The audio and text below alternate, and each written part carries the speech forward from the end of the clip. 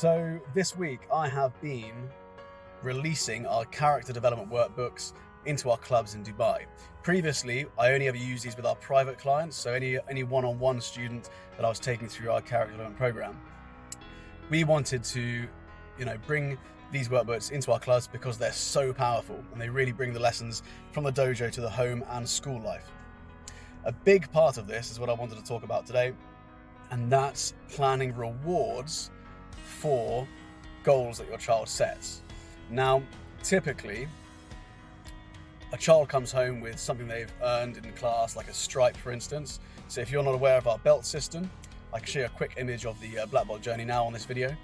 And basically, we've got a belt which roughly, especially in the early stages, covers each term. So you start at white belt, go to yellow tag, and so on. In between each belt, you've got about 5 to 7 stripes you can earn. And they're all for different things like self-defense, technique, leadership, fitness, and so on.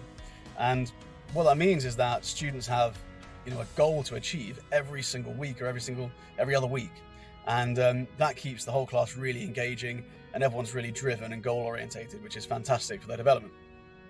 But one of the problems I found, and I think with parents, the intention's always there to reward their children as soon as they come back.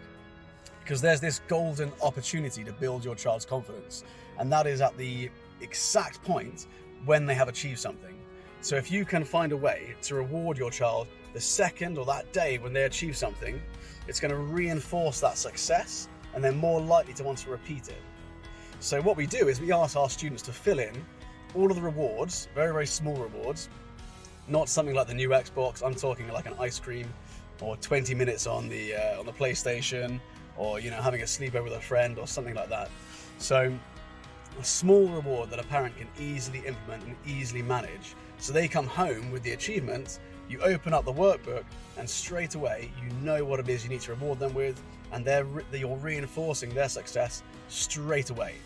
And that makes a massive impact, and it really encourages them. It builds that motivation for them to succeed and to go again and again and again, and to challenge themselves more often. So if you haven't already, then make sure you are planning your rewards in advance for your students.